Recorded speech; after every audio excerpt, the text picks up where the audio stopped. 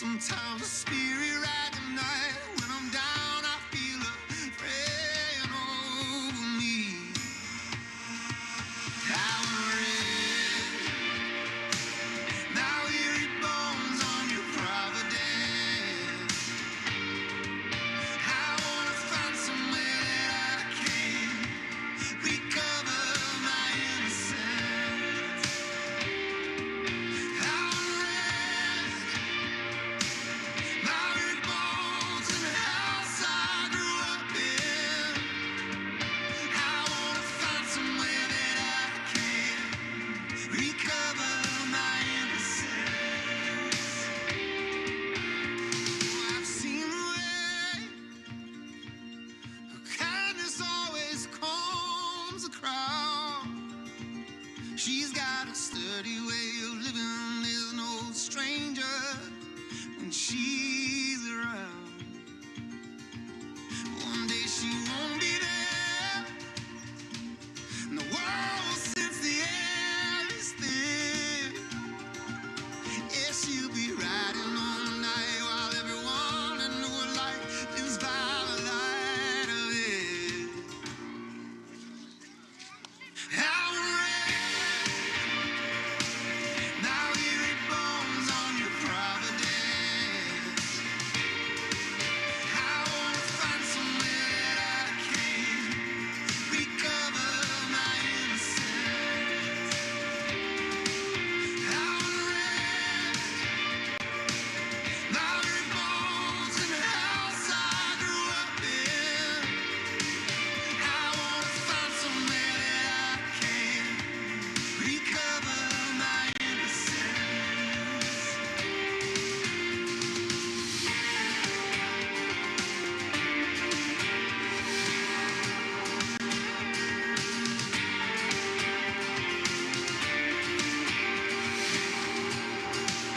She knows that this life is nothing but a crack in the ground.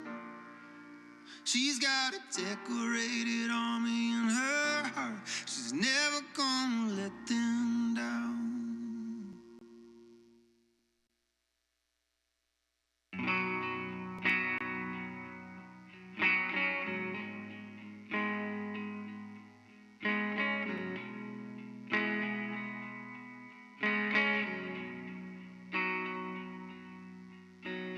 Oh, the devil's inside.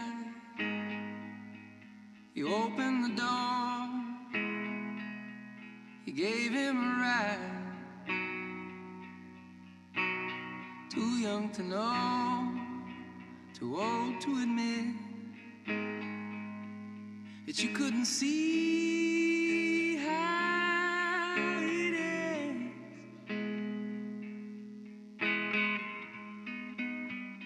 What did you do to my eyes?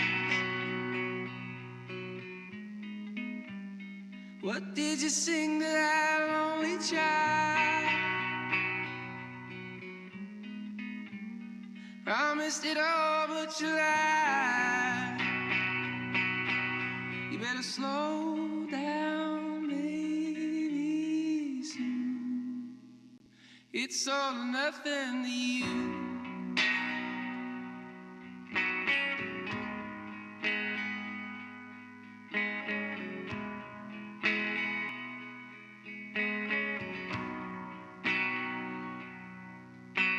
The glow of Hollywood signs, they sold you a bridge, they fed you lies. You always confused your servants for friends, but you couldn't see how it is. It's all or nothing to you. What did you do to my eyes? What did you say to my only child? Promised you love, but you lied. You better slow down, baby, soon. It's all or nothing to you.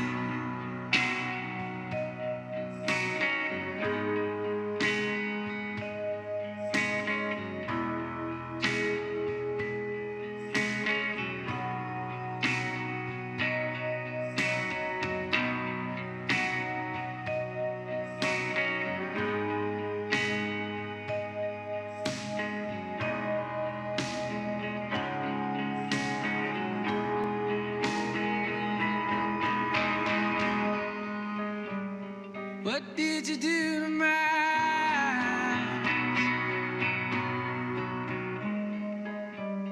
What did you sing to that lonely child?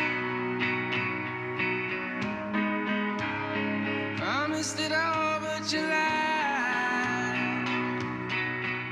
You better slow down, baby, soon.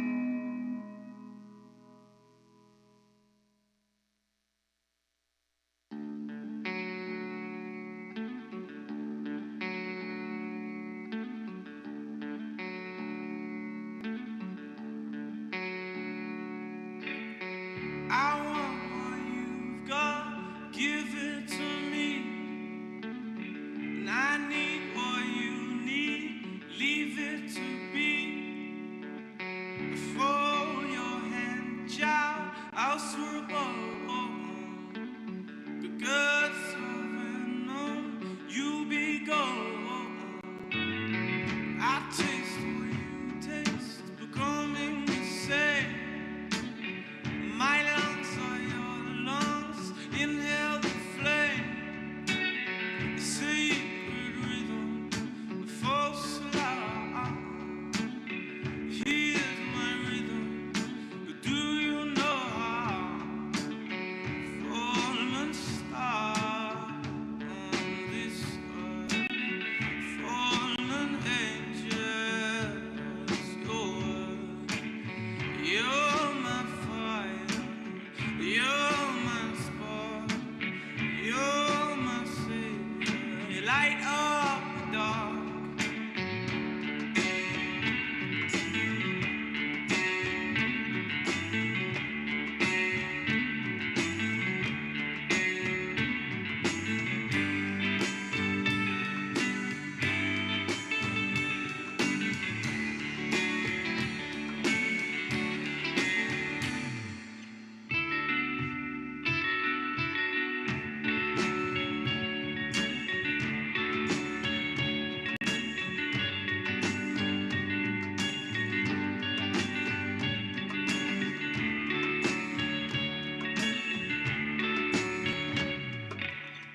Give me your poison, sell me your fears. I'll trust your woman and drown in your tears. Something feeling 6 feet under. Here's my meaning, share my thunder. Fallen star on this earth, fallen angels, your word. You're my fire, you're my spark, you're my savior. You light up the dark. You're my fire, you're my spark, you're my savior. Light up the dark, dark.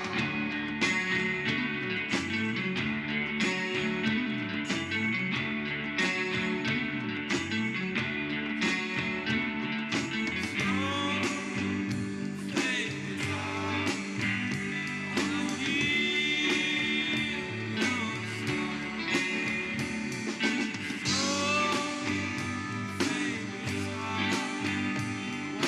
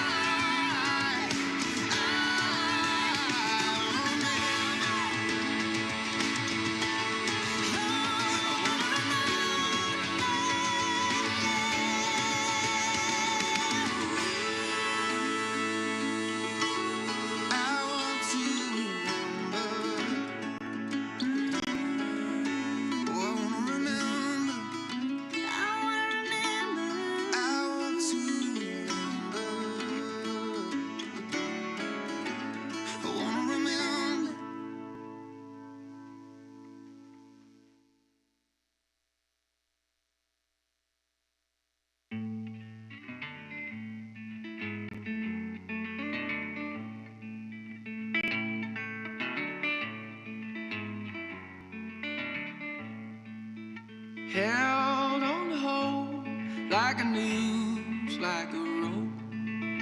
Got a medicine, take no mercy on him. Poisoned his blood and burned out his throat. Enough is enough, he's a long way from home.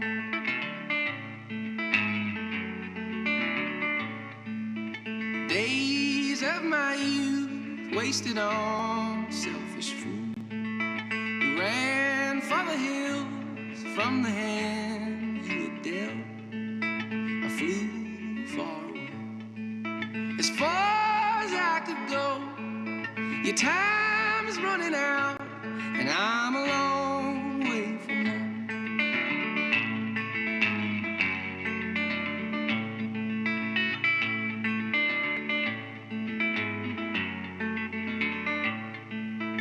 Laid up in bed, you lay.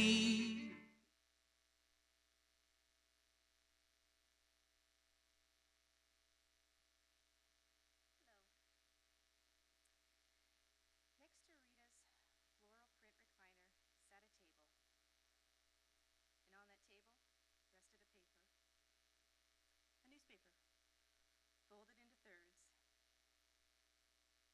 Within the black boxes, upon the newsprint, handwritten in black or blue ink, never pencil lead, was the answered crossword puzzle. Rita started off her mornings with a carefully crafted clue-laden crossword puzzle in the Herald. She was a super sleuth, looking for a spark of memory, connection amongst the random, obscure clues. These past weeks, since February 14th, 2023, posts from all over the United States, from New York to Florida, from California to Washington, clues as to who Rita was to her friends and her family and her colleagues. They began to pour in via cards and texts and Facebook posts. So I believe it is only fitting to give my sleuth-loving, problem-solving, mystery-obsessed mother-in-law her own crossword puzzle.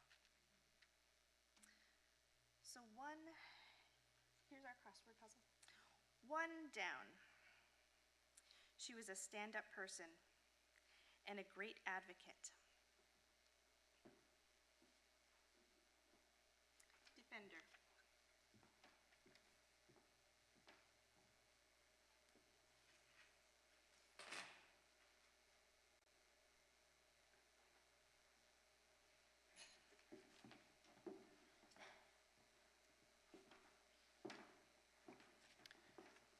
Number 2 across.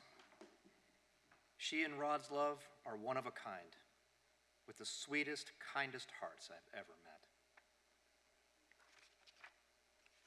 Distinctive.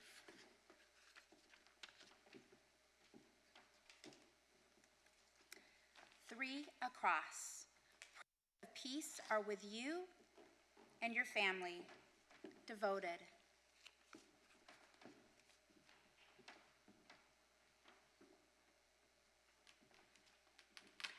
Four down.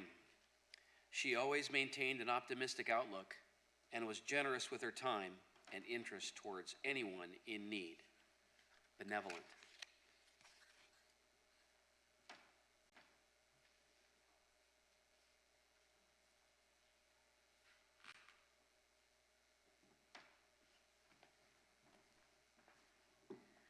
Five across. We lost a great woman, and heaven gained a stalwart angel. Courageous.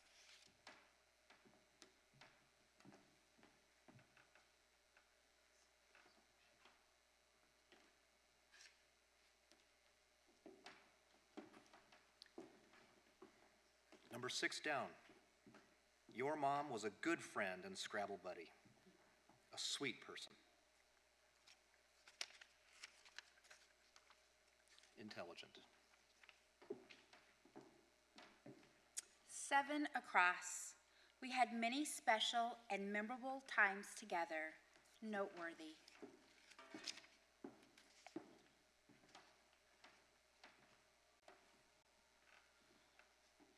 8 down. She was a special person. Unique.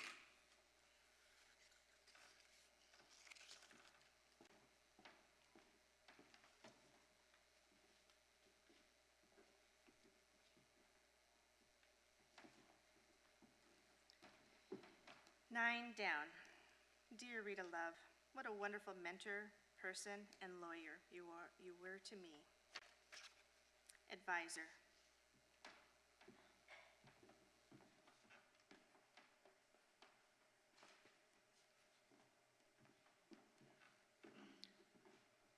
10 across. I'm so unbelievably sorry to hear this. It's heartbreaking. Missed.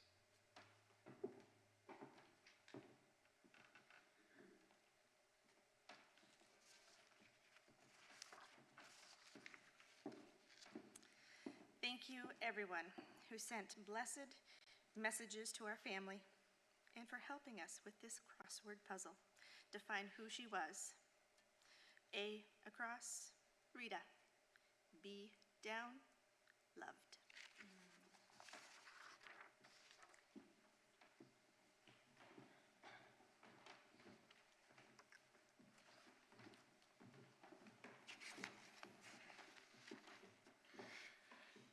The family asked that I share one more communication from a dear family friend that they found particularly poignant, a letter from Les Stewart. Dear Rod, Chris, Michael, and family, we were heartbroken to learn that our dear friend Rita had passed away. Though we were honored that you would take time to let us know, with all the pain and confusion that a difficult event like this brings. She was unquestionably one of the most caring, decent human beings I've ever known, and truly lived her life as an example of integrity and trusting others with kindness, compassion, and respect. For as long as I knew her, she always maintained an optimistic outlook and was generous with her time, interest toward anyone in need, absolutely selfless, and seemingly tireless, changing direction in mid-career to become an attorney to help others in yet another chapter of her impressive life. Above all, she was devoted to her God and her family, and it will always be said of her that love filled her heart. Perhaps it will be some measure to you and all members of her extensive family that so many of us whose lives she deeply and memorably touched will not forget her. She was our friend, and we miss her so much already. She was our hero, our beacon, our inspiration.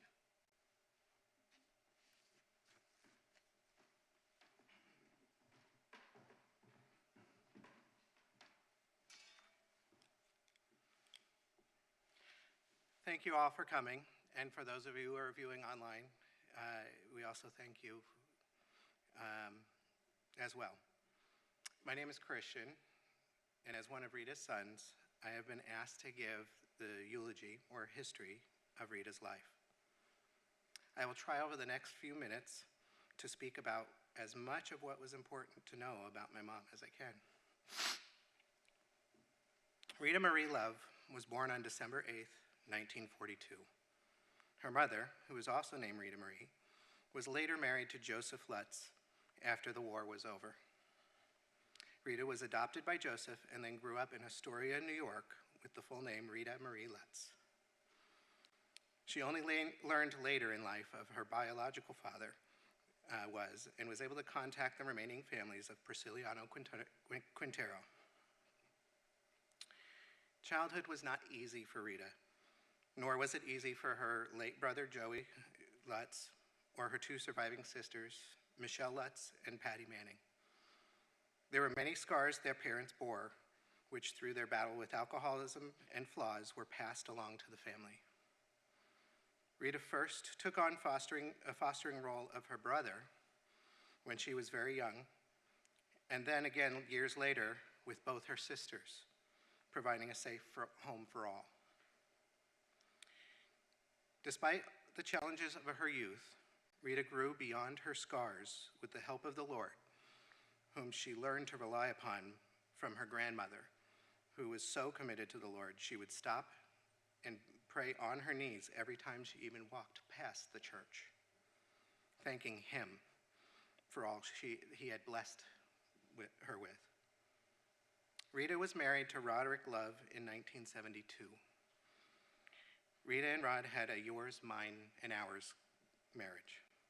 Along with caring for her siblings, Rod had 3 children who came with him into their marriage. Rod, a widower, had brought with him 2 stepchildren, Terry and Jerry, and his son Eric, who was still very young at that time. Later that same year, I came along, and it was another 8 years before they were blessed with the last of their children, Michael, when he joined the growing family. Family was important to Rita. She and Rod were blessed with grandchildren from Terry, Jerry, Eric, and myself. Terry and her husband, Mike, had 2 boys, Mikey and Brandon, which then later Mikey and his wife, Amanda, made Rod and Rita great-grandparents with their 2 children, Bradley and Charlotte. Jerry's son, Matthew, and Jerry and his wife, Kelly's daughter, Alexandria, Eric's daughter, Paige, and the 3rd great-grandchild, Angel, Eric and Elva's son, Ethan, and Eric's recently adopted daughter, Jennifer. Then there were my and Jennifer's 2 daughters, Ellery and Arwen, and son, Tyrion, who were blessed to know and love their grandma. And then Mike and Rosie gave Rita and Rod great joy with the grand puppies, Ziggy and Alfie. Friends were equally important to Rita, and while there are too many for us to name all of them here today, there are a few who stand out for knowing Rita through the test of time. The first of these would be her childhood friend, Karen, who knew her longer than anyone else alive today, and was one of the few people who had far more than refrigerator rights in Rita's life. She would always keep in touch with her friends Nancy, Carol Ann, and Lynn. Charlie was always also one she was always happy to fill us in and keep us in the loop as to what was going on. Mom had many more friends she would talk about and made sure she tried to keep in touch with from all over the country and locally. I only wish I had time to name them all. From her early life, growing up in poverty and dysfunction, Rita learned self-determination, resilience, independence, and a strong desire to be a leader in her life and a leader in the lives of those she touched. Rita greatly valued education, and when she was able, she went back to school in her 30s and first got her degree in social work and then continued on to law school, starting her educational journey in New York and then completing it here in Washington State when our family relocated for employment reasons. Rita had many friends, colleagues, and yes, adversaries in her career as an attorney in Snohomish County. She often spoke fondly of those who mentored her and those who had invited her to mentor them. She would go on to serve as a pro tem judge and president of the Snohomish Bar Association, and often spent time helping clients through Snohomish County Legal Services, even after she retired. After retiring, Rita and Rod spent a few years living in Florida before returning to Washington to be closer to their youngest grandchildren and friends they missed. Along the way, they made many new friends, and Rita cherished them all. Rita and Rod remained married for 51 years until she passed away this year on February 14th, 2023, Valentine's Day. So there you have it. Rita loves life in under 15 minutes. To summarize once more, I will recap some of the titles Rita bore in her life, and this list is not exhaustive by any means.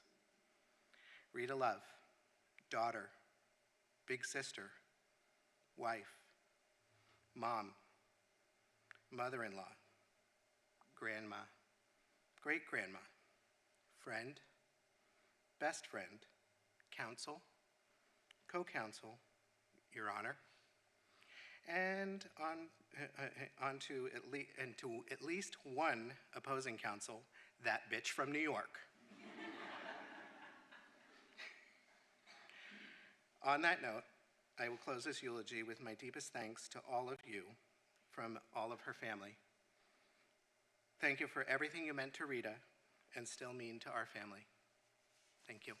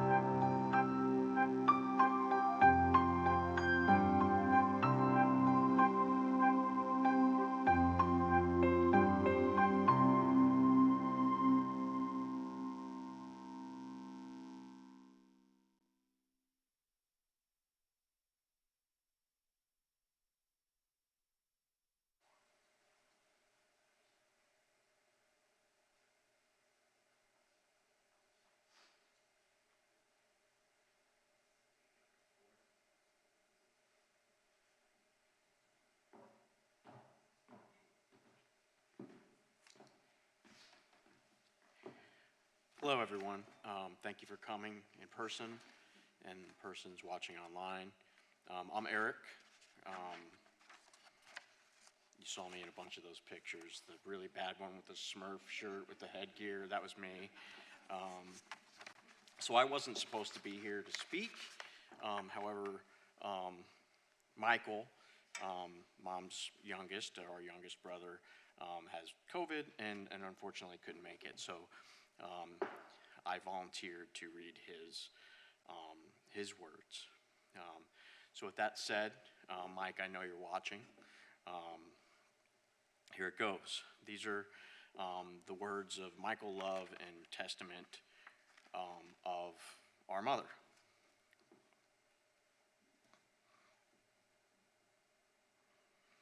I am heartbroken that I'm unable to share space with all of you this day, but I somehow convinced my brother Eric to read this. He's probably cursing me as he's standing up and doing the difficult part. Or maybe he saw that we included a photo of him rocking headgear in the slideshow. Initially unsure if I wanted to speak, I took some time to consider what I would say to a group of friends and family gathered for this event. Most people here knew my mother as a person defined as her many achievements, contributions to the community, and the friendships she forged along the way. Each of you knew Rita at different times and in different places, and though completely different and through completely different experiences. Yet all of us hold little pieces of who she was, and it is through our individual memories that her legacy lives on. I'm going to murder this, Mike. Publius Sirius once said, "A rolling stone gathers no moss," implying that a person who does not settle in one place will not accumulate wealth, status, or responsibilities. However, I respectfully disagree with Sirius.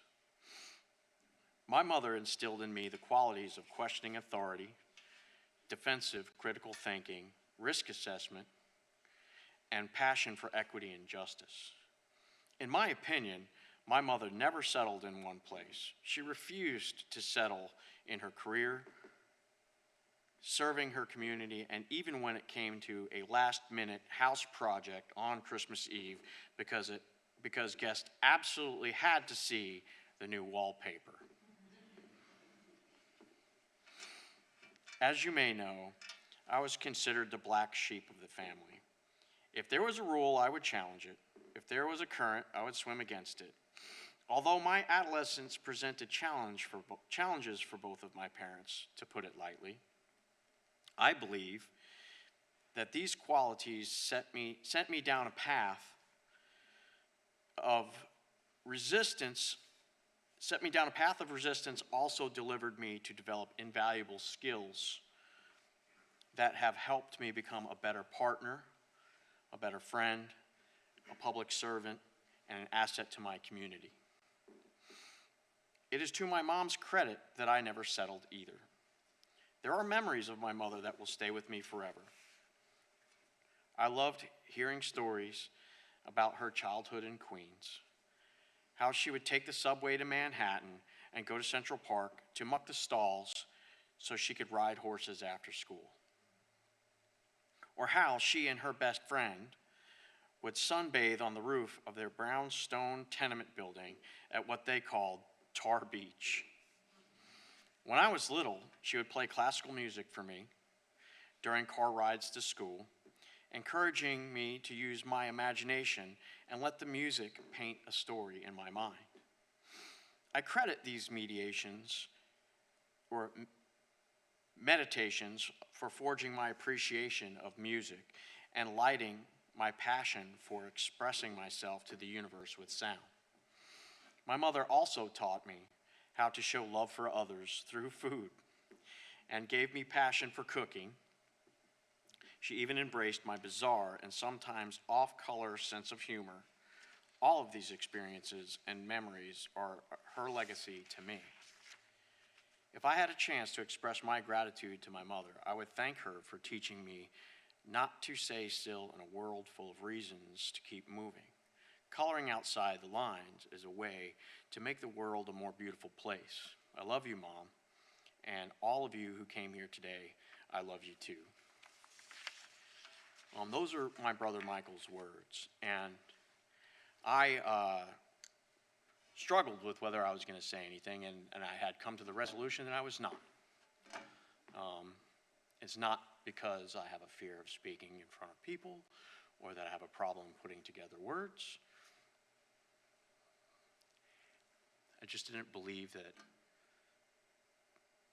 I could really do her any justice. But I read Mike's words in preparation for today, and I have to disagree with one thing that he said. He's not considered the black sheep of the family. Okay? I feel like that there are seasons in our lives, in every person's life. There are seasons in our walk with Christ. There may be seasons when we're not present with Christ, but he's present with us. I can assure you, Mike, I know you're watching, that there was a long season when this guy right here was the black sheep. Okay? And I'll go on, I think, to maybe expound on that in a moment. But it wasn't just Mike and I. Terry and Jerry were black sheep at times. And Aunt Patty, hi Aunt Patty, you were probably a black sheep, a little bit. So the point of this matter is we all have seasons in life. And I think most of us, with the exception of Christian's always been the white sheep. We've all had seasons of color, right? But in our walk in life, with Dad and with Mom and each other, we were seasoned by that. And we grew and sometimes regressed. But I think our family is fighters, and we always, and I believe that Mom and Dad are fundamental to that. Our faith in Christ is fundamental to that. But for me, when I was the black sheep, basically the entirety of my youth, it was because I was receiving unconditional love. I was receiving Christ's love. I was receiving my mother's love. But I was ignorant. I hadn't yet been seasoned, and I didn't understand. I saw that I was treated differently, or Christian was treated differently, or Michael or Terry, or whatever. Just like every other rotten little kid, I've centered my thought on myself. And I didn't recognize the unconditional love that my mom gave me. I didn't appreciate the guidance that she and my father had given me. Only through my seasons and my seasoning and my more developed relationship with Christ did I come to truly appreciate and recognize, never mind appreciate, recognize the unconditional love that was always there and I thought wasn't. And I think it's really important. I think that for everybody here in this room and everybody watching online is important because I think it's reflective of so many families here on earth and in heaven, because many of us have looked at our lives and questioned God and questioned Jesus and questioned whether he was there. He was. But we were selfish little brats, not properly seasoned, and we didn't understand. But in time, we will, and there are some things that we will go to sleep on and never know until we're in his presence. But it doesn't matter. It's trusting in him. So Mike, I don't believe that you're the only black sheep by far, and I think that the other family members may disagree.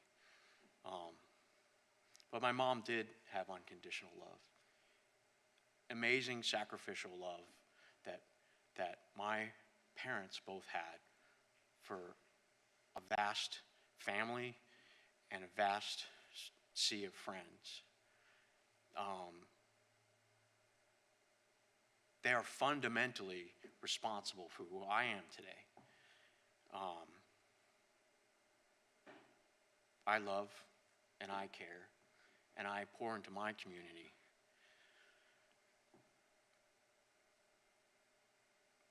And that is because of the relationship and values that my mom and dad have instilled in me and my relationship with Christ. So thank you, Mom. Give no up for me.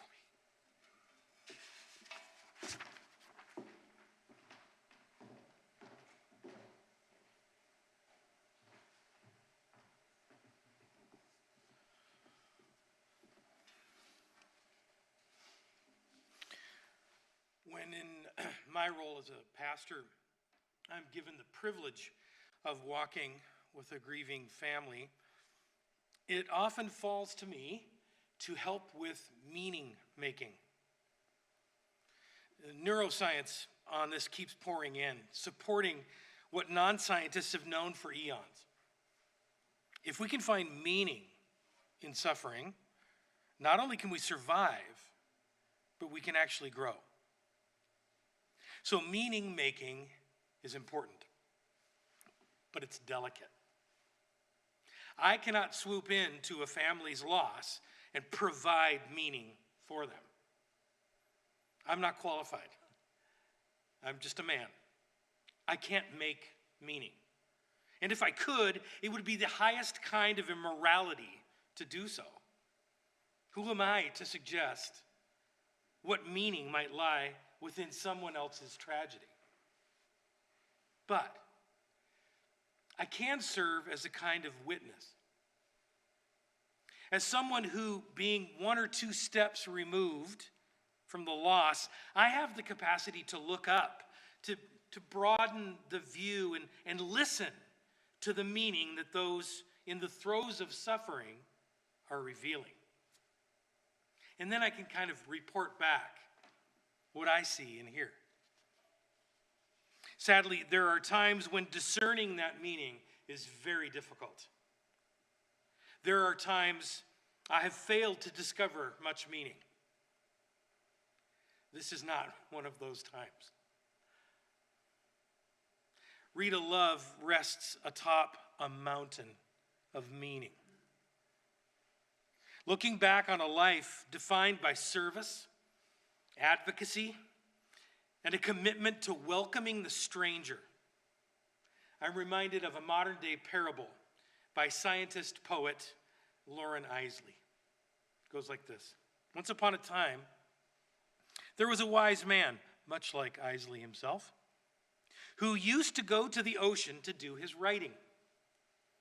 He had a habit of walking on the beach before he began his work. One day, he was walking along the shore, and as he looked down the beach, he saw a human figure moving like a dancer. He smiled to himself to think of someone who would dance into the day. So he began to walk faster to catch up. And as he got closer, he saw that it was a young man, and the young man wasn't dancing.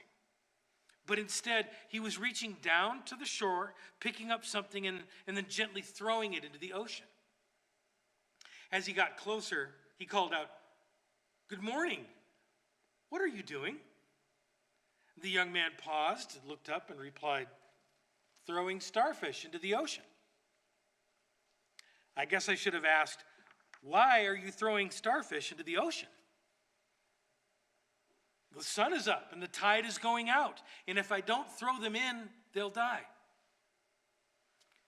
"But young man, don't you realize that there are miles and miles of beach and starfish all along it? You can't possibly make a difference." The young man listened politely, then bent down, picked up another starfish, and threw it into the sea, past the breaking waves. It made a difference to that one. Rita was the embodiment of this ethic. An ethic of love which flies in the face of cold rationalism, yet does not compromise on truth. Rita's Christian faith drove her. It rooted her. It centered and defined her, but it did not solidify into a paralyzing religiosity. Unlike so many of us children of the 20th century, Rita did not allow herself to be pulled into a ditch of inaction. You see, one side of the road, we find the ditch of cynicism. The countless starfish on the beach overwhelm us and make us mad. We rage against the tide and the cruel sun as long as the rage will sustain us until we finally settle into our ditch of weary bitterness. But on the other side, we find the ditch of religion. Maybe the starfish deserve it. It's got to be God's will, right? If it wasn't God's will, it wouldn't be happening. Who am I to interfere? We theorize and justify our way into the ditch of pious withdrawal. Friends, as I've listened to Rita's loved ones with my ear tuned for meaning, I heard those words. She made a difference to that one. And some of her starfish are right here in this room today, maybe joining us online as well. Rita was simply walking out the commands of her Lord. Even if it were not explicit, you could tell because the results were the same. Simultaneously welcoming the outsider while pissing off the establishment. Only an authentic disciple of Jesus can really pull that off. Francis of Assisi, Dietrich Bonhoeffer, Dorothy Day, Martin Luther King Jr., Rita Love. Not only did these heroes of the faith spend a life tossing starfish back into the sea, but countless others have been inspired to do the same, something that those who have sunk into the ditches can never claim. So perhaps today, as we feel the winds of grief chill our skin, we can also pause to warm ourselves by the fire of meaning, to serve as Jesus served, to fight like he fought, and to love like Jesus loved. There's a prayer I'd like to close with, and it's attributed to one of Rita's tribe, whom I mentioned earlier, Francis of Assisi. Many have heard his name. Many have been inspired by his radical devotion to Jesus, Rita among them. But did you know that he wasn't a priest, Francis? He wasn't even a monk. He was barely literate. He ferociously resisted having a monastic order even formed in his name. But he made a difference, one starfish at a time. And this prayer beautifully encompasses the heart of Francis, of Rita, and their Lord, Jesus Christ. And may the meaning of it penetrate our hearts today.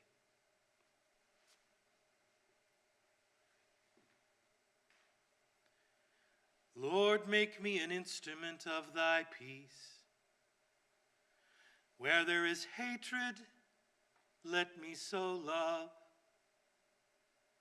Where there is injury, help me to seek pardon. Where there's doubt, help me to build faith. Where there is despair, hope.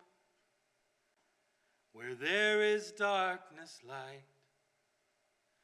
Where there is sadness, joy. Divine Master, grant that I may not so much seek to be consoled as to console, to be understood as to understand, to be loved as to love. For it is in giving that we truly receive, and in pardoning that we are pardoned. And it is in dying that we are born to eternal life, to eternal life, to eternal life. In the name of the Father, and of the Son, and of the Holy Spirit. Amen. On behalf of Rita's family and friends, all of you, thanks for being here with us today. To remember her, thank you for being here with us online. This doesn't conclude our time together. They've prepared refreshments for us, and please continue to tell stories and remember Rita as we enjoy refreshments together. Thank you very much once again.